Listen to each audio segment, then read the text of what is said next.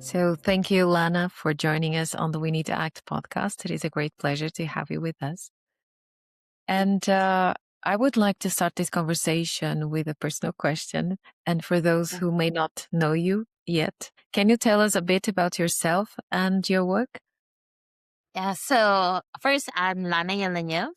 I'm a Filipina that's now based here in the Netherlands. So I bring in with me the East meets West perspective. And having lived in both sides of the world, I do say that a big part of who I am and what I bring is an integration of Filipino values, Filipino cultural philosophies, and at the same time looking at it more uh, we-centric point of view, and at the same time not looking at it from a lens that is very much tied to a hyper individualistic point of views. At the big core of the work that I do is really into exploring how we can belong together in a world that feels so, I would say, disconnected and difficult to navigate at times. So a big Oh, part of the work that I do is I hold spaces, I facilitate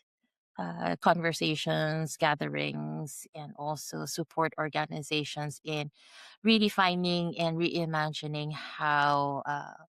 what- how their organizations can be built for belonging. well, that's super interesting. How can we belong together? It seems like the million Mhm. dollar question right now.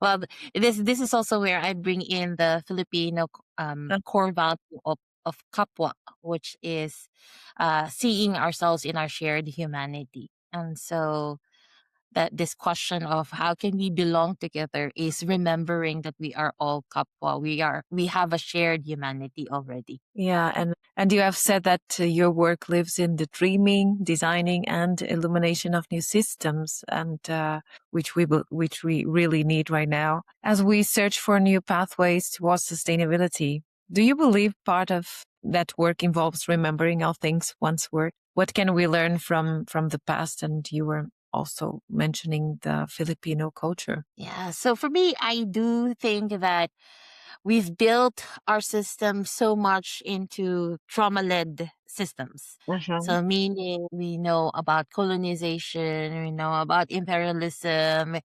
There's so much of the systems that are built around our trauma responses. And because it's built within this trauma lens or trauma led responses, then it's difficult to sustain. So for me, a big part of the work that I bring into different organizations is to see systems as how our bodies are, how our nervous systems are, and how all of the different parts of us are needed to create thrivability or flourishing, right? If we go by the very cellular level, power, boundaries, and communication and connection are already there. And so, Mhm. how do we remember that, and also the process of remembering the parts of ourselves that we somehow forgot in, again, having had all this trauma led systems. So for me, when I speak about dreaming, designing, and eliminating new systems, is to really look at it from the lens of nervous system literacy and how much we need to move away from trauma led systems. I would say go out of this paradigm of what's wrong with you or what's wrong with us to Mhm. focusing more on salutogenic practices that looks at thriving, flourishing, and shifting from what's wrong to what's wrong with us. And this, for me, is a big part of that elimination of new systems. And it seems quite a challenge today. Because of what we are living right now, this reinsurgence of imperialistic and colonial mindsets. Well, they have been here. They never left, but now we see that they are more present.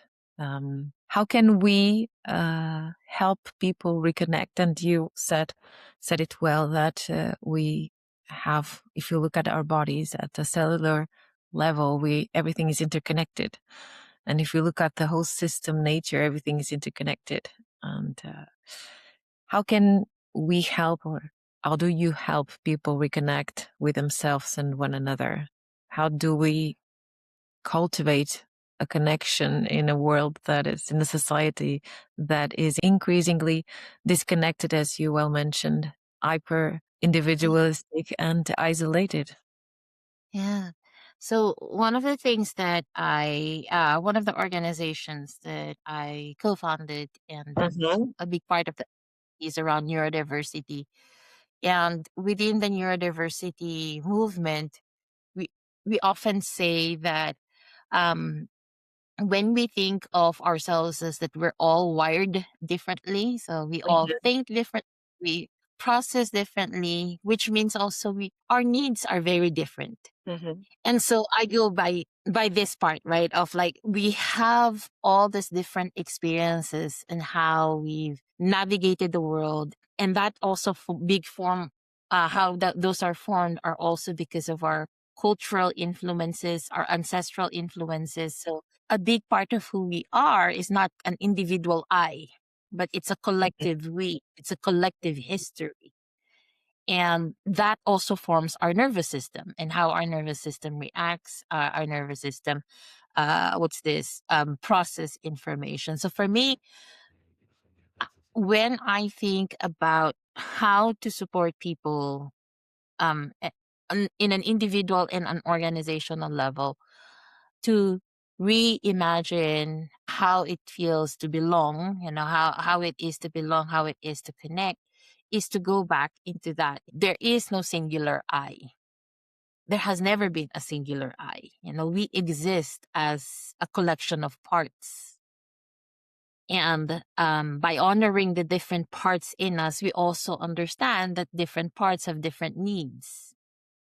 And that means this different needs would also mean different ways of me deciding on things. So if I can understand that who I am and who the person is in front of me have different needs from me, is to then be curious and say, okay, you know, how can we both meet our needs? Mm-hmm. What are the ways in which we can meet on the level of understanding ourselves, understanding each other, understanding the field, and then what can we do to support ourselves in meeting those needs.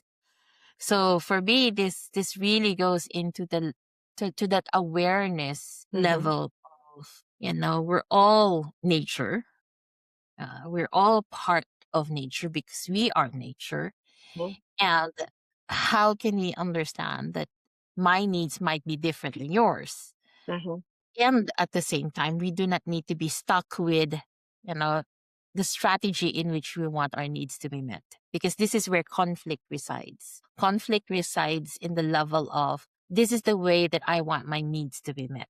And if I pursue that relentlessly in my engagement with others, and that the other person is not able to meet me in that strategy, then that's where tension arises. So again, for me, when I bring this conversation around needs and parts of ourselves, and different parts have different needs, is to have a broader understanding of who am I as an individual and who is the other person as an individual, and what are the different parts of that person that is wanting to have those needs met, and Mm-hmm. what are the needs that are asking for my needs to be met, and how can we find ways in which we can understand that. So there is a lot of awareness there, and there's also then a lot of communication and connection and curiosity that brings in that, in the conversation of, well, what are your needs, Mm-hmm. and in what ways do you want your needs to be met? And in what ways can I support you in your needs to be met? Yeah, super interesting. And I was thinking about some past guests I had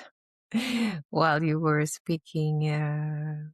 Casey Camp Horinek, she's a leader from the Ponca Nation, and she talked about the same thing as we are nature itself, as you well said. And also Dr. Anne Poelina, an Aboriginal from Australia, an academic, author, filmmaker. And she also said, like, for us, it's not me, but we, as you said. So this is this is the concept of community. We used to live in communities. We used to care for each other. We used to, what nowadays takes, you have to pay for those services. In the past, it was the community that used to help you with your kids, raising your kids, Yeah. or supporting you with other types of services. And now you have to pay for everything. And this is the heart of when we talk about sustainability, right? And like how our systems are right now is not sustainable because it's never meant to support us in this way, right? So we've created systems that are not life centered. Mhm. And because of that, now we're seeing the unraveling. We're in a space where systems are unraveling, not because they were meant to support us. No, they are actually meant to sustain the trauma led systems that we have. And Mhm. I think one example that I gave in a recent circle that I hosted was, even just the notion of, say, for example, pensions, right? Mhm. So, pension as a system was created because, miners, owners of mines, they cannot have the miners up until their 60s and 70s because they're not productive anymore. So they needed to be let out of those jobs. So pension as a system was created for that. It was not created to say, oh no, it's a sustaining of Uh-huh. society. But rather, if we really look at it, it was not meant to sustain people through their 70s, through their 80s, because the idea is they won't have Mhm. a long span of life, which is very different now, right? We now have people who are pensioning at the age of 65 or 70, and they still have 20 plus years in life. And what do they do now? Uh-huh. So those kinds of systems were not meant to sustain life. That's true. And do you think people in general are open to reconnect to themselves and to others and to nature? Do you think they are open Well, to heal the trauma? I do think there's a growing interest in exploring what is possible, right? There's a I would say it's like a swinging of the pendulum of like, we've tried this part of life and it's not working, and now let's try to swing back, right? So there's an growing interest in people in exploring what is there, and there's a growing awareness also in people in saying, oh, wait a minute, what we've been doing has not really been working at all. Do you think people in general are open to reconnect with themselves, to reconnect with one another, to live in community, to go back and live in community, and to reconnect also with nature? Yeah. I do see that there's a growing interest in this, Mhm. and interest and awareness. Mhm. And this is where the swinging of the pendulum happens, right? Like a lot of people are now realizing, wait a minute, we've been trying to live life like this and it's Mhm. not really working, it's not serving us. So there's now an interest in, but what can we do? How can we do things differently? I've been in a lot of constellations and a lot of collaborations Mhm. where the redefining of doing things differently has been a big part of the work that they've been doing. So there's the Happy Startup School. They're a UK based organization that has been supporting entrepreneurs in redefining how to do business differently. Mhm. And they even started with a what's this happiness is a measurement of, Mhm. you're thinking about creating a business. So that's a redefinition, that's a reimagining, and that's a way of looking at how can we reconnect to ourselves differently. There's also different organizations that I'm part of that again looks at um ways in which we need to bring the relationships, the relational component back into the work that we're doing. And by relational component meaning not just relationship with others but also with ourselves and with nature, with the work that we're doing. So I do see that there's such a big need and I would say a growing awareness around people who would want to explore this reconnection and this remembering. And I'm pretty sure that that is also true for younger generations. And you mentioned, well, the companies and organizations that are doing that work. And probably they are pushed by these younger generations that seek something different from companies, that seek an alignment with their values and they want their well-being, and they are not willing to stay and work for companies that don't share the same values. This is definitely what you said around alignment is a big component of this remembering and this reconnection. We are noticing that the ways in which we're engaging with the world around us is not supporting us. We see it with it health, we see it with the number of burnouts, we see it with the number of depression happening. Our nervous system is not meant to carry the weight of all the things that we're doing right now, or not just the things that we're doing, but the weight of everything that we're noticing and perceiving and taking in, right? So how we are, again, this very much trauma-led society is creating so much I would say influence in how our nervous system reacts. And now we're seeing that we cannot hold all of it. Our body systems cannot hold all of it. And so this realignment is very much needed for us to say, okay, but what do I do? What is needed for me to find myself in spaces that I belong, or what can I do to be more in alignment with who I am as a person? And to be able to do that is to ask the crucial questions of, but then who are you? What do you believe in? Are the people and the causes that light you up? So this introspection is that reconnection, right? Of like just really getting back into, but who am I as a person? Yes, and that is changing every day as well.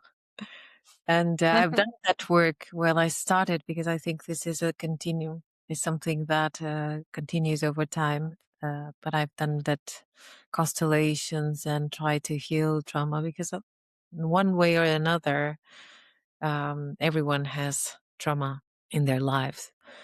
Past trauma from when you were a child, or even past generations that this heaviness that you carry and that you don't really understand why do you feel so heavy.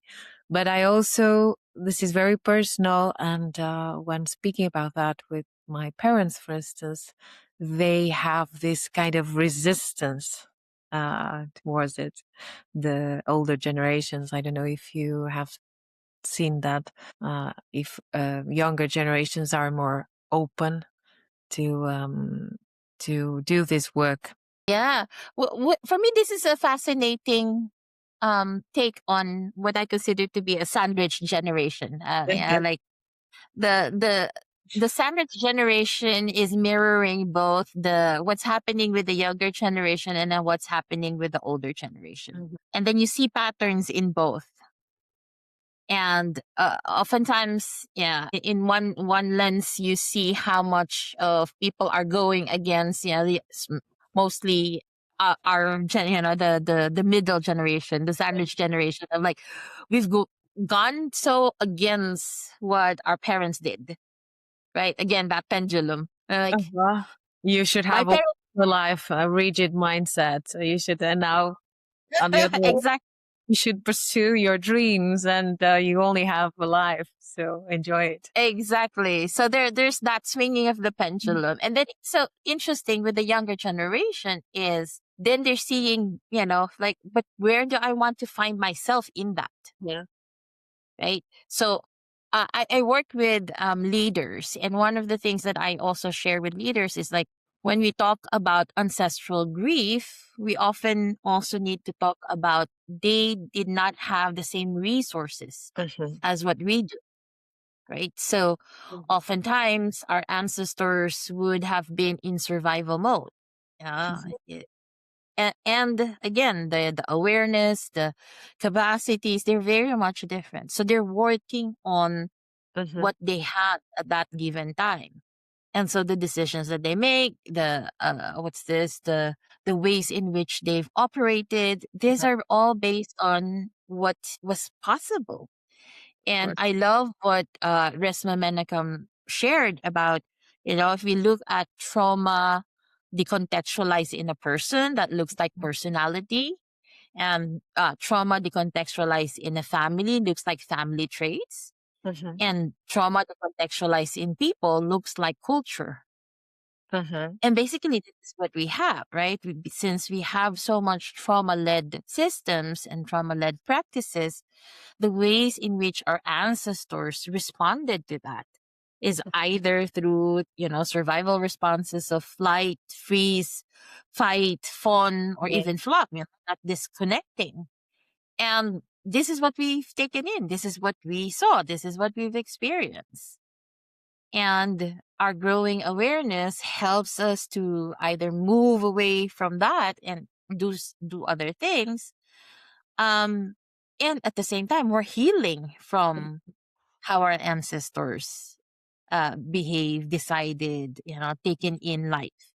So there's quite a lot of, I would say, influence that we can do with the younger generations. Because for me, I believe that settle bodies, and Mhm. settled bodies settle systems.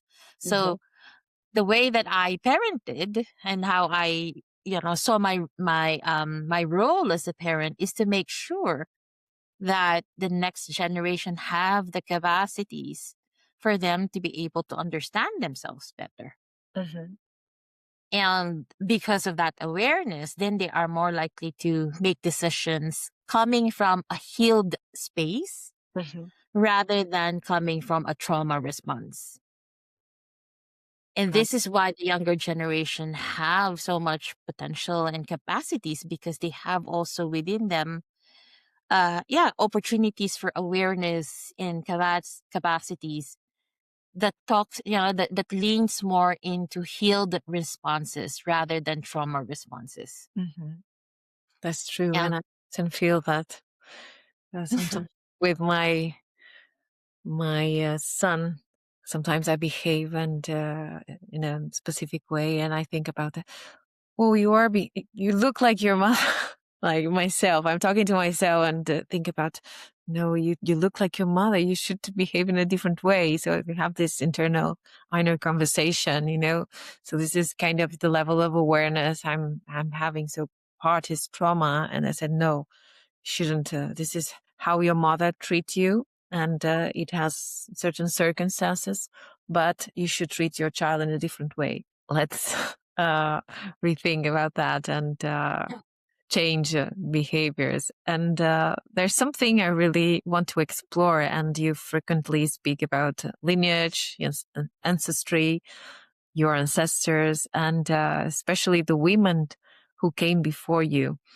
Can you share some of the ancestral knowledge or wisdom that you carry and how it informs your work today? so I would be very honest. This connection to ancestry really happened for me in midlife. I've I've had Filipino psychology as courses when I was in university, but this opening to Filipino culture, Filipino values, Filipino psychology Okay.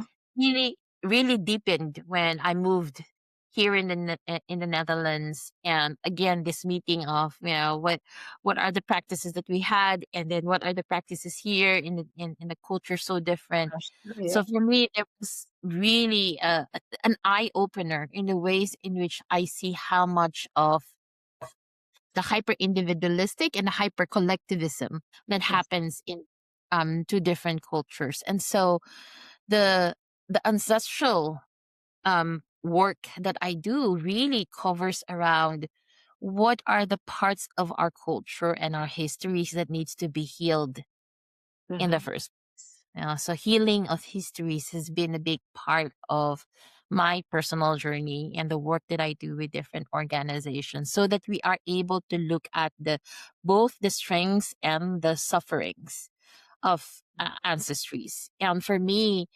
my connection with my ancestors, really more from my maternal line, Mhm.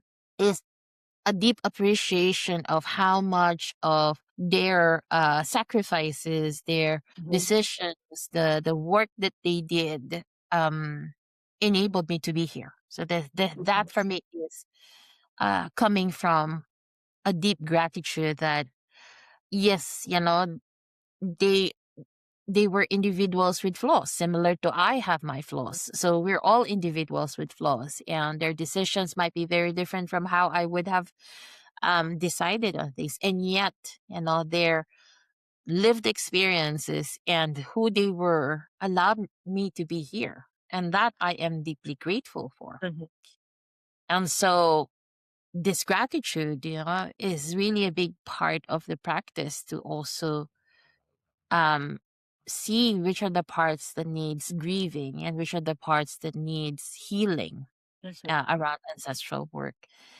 And so for me, this is this piece of reclaiming that ancestral identity and that ancestral connection or reconnection in a way that is very different when I was in my 20s or when I was in my 30s. And the the part that I really connect with within my Filipino culture is this concept of kapwa, which I shared a while ago, which is Mhm. seeing our shared humanity. And how to do that is through practices like pakikiramdam, which is deep sensing or deep empathy. And this is really that understanding what is between different relational fields, the field within myself, the field within the other person, and then the field between us, and how are we able to listen with the third ear. Mhm. So this essence of pakikiramdam is really knowing how we can be in attunement with each other. And Mhm. as we more attuned with each other, then we also begin to understand our differences, begin to appreciate where those differences come from, begin to also understand our needs and how we can meet each other in our needs. And so for me, pakikipagkapwa and pakikiramdam are so intertwined in the practices that I share with my kids, the practices that I do for Mhm. myself, and also the practices that I um encourage other organizations to do. Oh, really interesting. And if you had to, share with our listeners steps for them to take to repair these wounds and move towards peace and harmony with themselves, with the others, and with nature to to reach sustainability. And here I'm of course everyone has a different idea of sustainability. What would you Mm. I would definitely uh want to introduce more the importance of healing centered responses. Mhm. So we're so attuned to trauma responses. Again, this is how our nervous system works, right? So our nervous system, our brain, it's so wired to detect threats.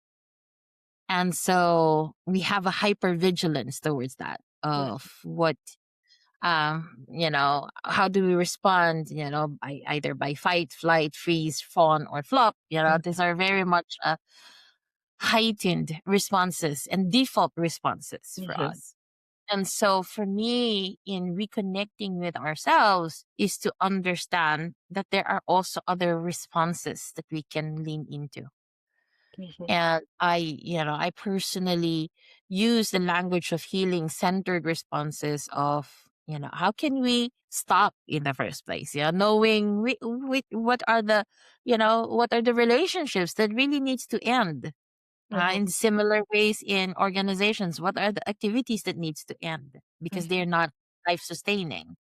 So knowing when to stop, knowing when to soften, knowing when are we bracing our bodies, our organizations for tension, yeah, and how does that show up in the ways that we engage with each other in that braced, tense way. So softening is an invitation to really look at, how can I engage from a place of awareness and understanding and permeability, so that there are that pakikiramdam, that's deep sensing, would allow me to be more attuned with myself, with the other, and with the bigger field. Mhm. Um, and then there's also that response around flocking. How Mhm. can we flock? How can we lean into flocking Mhm. as a way of remembering and resourcing ourselves? So flocking is, if we see it with with birds, how they do their murmurations, when we see it with penguins, Mhm. flocking is nature's way of saying we don't have to hold it all on our own. Mhm. We need to be with others.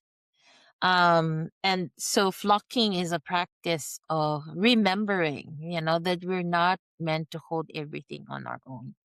And then there's also flowing, flow. How might we invite flow? In what ways can we create opportunities for us to find flow, not just within ourselves, but also with others? And then the last healing centered response that I also gravitate to is surrender. And in what ways can we say, okay, I've done everything that I have done, you can do in this setting, and how might we lean into emergence Mhm.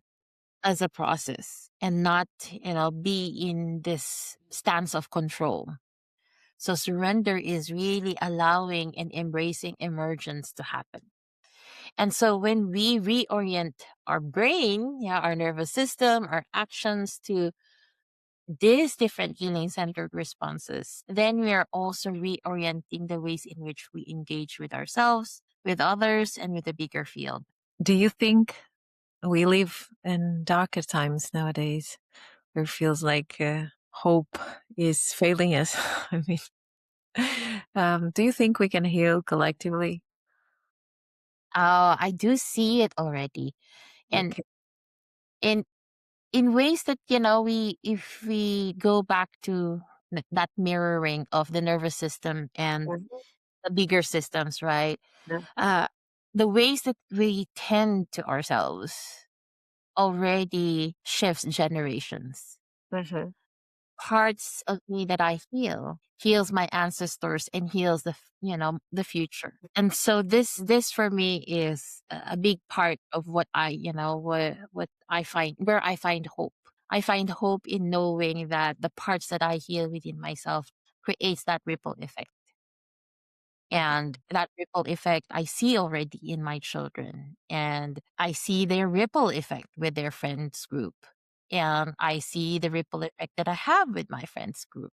And so hope for me is there when we know that, again, that we don't have to hold everything for ourselves. We only have to be able to know that, that how we show up and how we relate and engage with others, if it's really coming from this place of attunement and this essence of kapwa, then that's already a lot in given what is happening in society. And that creates what the oh, I forgot her name, the island of coherence, Mhm. where we find ourselves and we can find others who are also, also hoping and wishing for different ways to live and different ways of experiencing the world. So I do believe that the healing work that we do and how we can invite that more in our lives can help us to reconnect more and find ourselves and others in this space of pakikipagkapwa. Thank you. This has been a very enlightening conversation.